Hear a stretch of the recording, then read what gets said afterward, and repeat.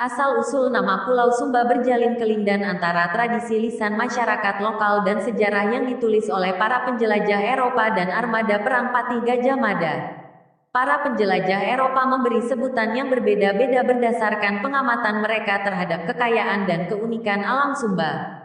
Hingga kini ada beberapa sebutan untuk Pulau Sumba antara lain Pulau Humba, Pulau Sumba, Pulau Subao, Pulau Cendana atau Pulau Sandelwut. Catatan sejarah yang pertama kali menyebut nama Pulau Sumba muncul pada abad ke-14 di Kerajaan Majapahit. Pada zaman Majapahit di Jawa Timur ada seorang raja yang berkuasa namanya Hayam Wuruk. Hayam Wuruk mempunyai patih atau orang kepercayaan namanya Gajah Mada.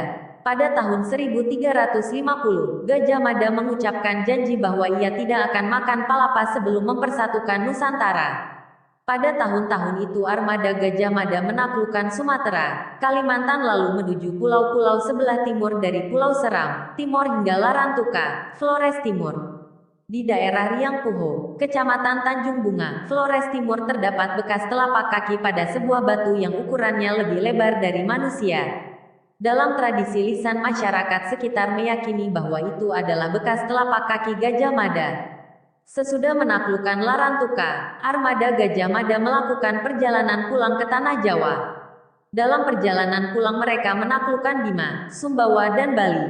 Pada tahun 1357 armada Gajah Mada menaklukkan Dompu, Sumbawa. Diperkirakan pada saat yang sama, Gajah Mada menaklukkan Sumba. Hal ini nampak dari buku Negara Kertagama yang ditulis oleh seorang pujangga bernama Empu Prapanca. Buku itu mendaftar nama-nama pulau yang ditaklukkan oleh armada Gajah Mada, termasuk nama pulau di bagian timur Pulau Jawa. Dalam buku itu tertulis di sebelah timur Tanah Jawa terdapat Tanah Jajahan, semua kepulauan Makassar serta Buton, Banggawi Kunir, Galian serta Salaya, Sumba, Solot, kemungkinan Pulau Solor, Ambon atau Pulau Maluku, Seram, Timor beserta pelbagai pulau lainnya. Hari Pranata, 1984. Dari catatan ini nampak bahwa nama Pulau Sumba sudah dikenal dalam Kerajaan Majapahit. Nama Pulau Sumba tidak hanya dikenal oleh Kerajaan Majapahit tetapi juga dikenal sampai di dunia barat. Pada abad ke-15 pedagang-pedagang Portugis berlayar ke pulau-pulau Indonesia mencari rempah-rempah dan barang dagangan lainnya. Pada tahun 1522 sebuah kapal Portugis bernama Victoria berlayar menuju Sabu dan Sumba. Salah seorang perwira dalam kapal itu bernama Antonio Pigafetta. Dari para penunjuk jalan, Pigafetta kerap mendengar nama Cendana. Kemudian ia menggambar peta diberi nama Cendam. Tetapi kemudian seorang juru gambar peta bumi bernama Jacopo Gastaldi menggambar sebuah peta lain diberi nama Subao. Meskipun Portugis pernah mengunjungi Pulau Sumba tetapi mereka tidak mempunyai pengaruh yang kuat di Sumba. Belum ditemukan peninggalan dan jejak Portugis di Sumba. Berbeda dengan Pulau Flores di mana pengaruh Portugis sangat kuat. Hal ini dapat dilihat dari nama-nama penduduk Flores Timur yang banyak bernama Fernandes, da Gomes, da Costa, dan da Silva. Sedangkan nama penduduk di Pulau Sumba tetap memakai nama lokal seperti Rambu, Umbu, Dangga, Bili, Malo, Lede, Bulu, Del. Pada abad ke-17 penjelajah Belanda mulai memasuki Pulau Sumba. Tahun 1726 seorang ahli sejarah Valentijn menulis buku. Dalam buku itu ia menggambarkan situasi Pulau Sumba. Sumba itu sebuah pulau yang sangat besar dan yang suatu kata Belanda yang berarti kosong, ganas atau tidak teratur. Dalam buku itu dilengkapi dengan gambar pulau yang diberi nama Pulau Sijendana atau Tesandelbos Eiland, yang berarti Pulau Hutan Cendana.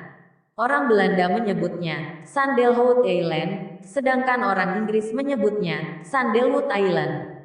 Sejak saat itu Pulau Cendana atau Pulau Sandelwood menjadi julukan untuk Pulau Sumba. Hari Pranata, 1984.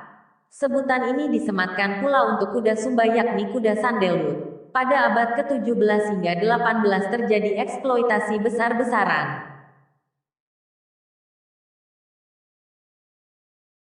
Hutan cendana dan kuda di Pulau Sumba oleh para penjelajah. Ribuan ekor kuda Sumba dan ribuan kubik kayu cendana diekspor ke Eropa, negara-negara Asia dan Pulau Jawa.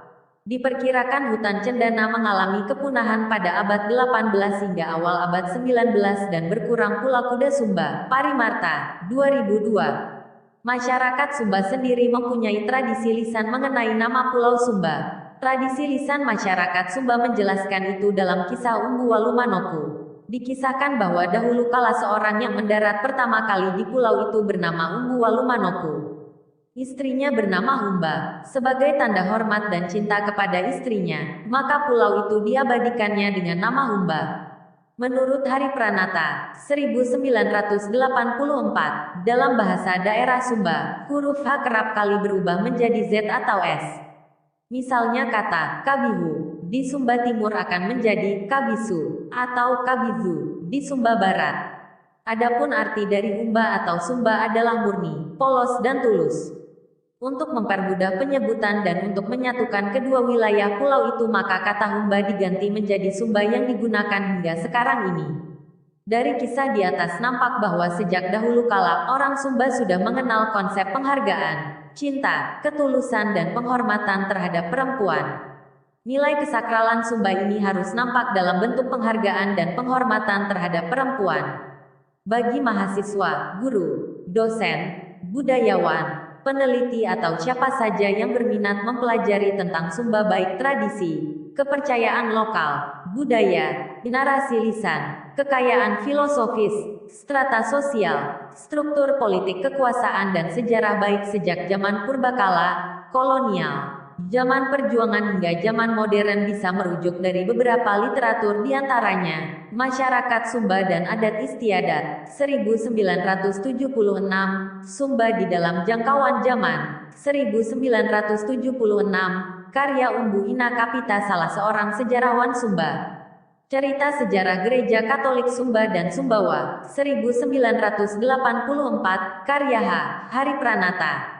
Ia seorang misionaris yang sangat detail menulis tentang sejarah dan perkembangan Sumba dari masa ke masa dengan merujuk tulisan-tulisan berbahasa Belanda yang berasal dari catatan-catatan dan surat para penjelajah serta penuturan dari orang-orang lokal.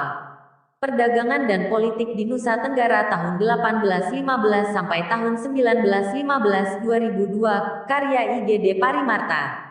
Buku ini merupakan hasil penelitian disertasi yang sangat rinci mengulas sejarah dan perdagangan di Nusa Tenggara pada abad 18 hingga abad 19 berdasarkan arsip-arsip di negeri Belanda dan Indonesia. Beberapa literatur ini sangat valid dan mendetail menjelaskan segala sesuatu tentang Sumba. Literatur ini pula yang menjadi acuan utama penulisan artikel ini. Salam budaya.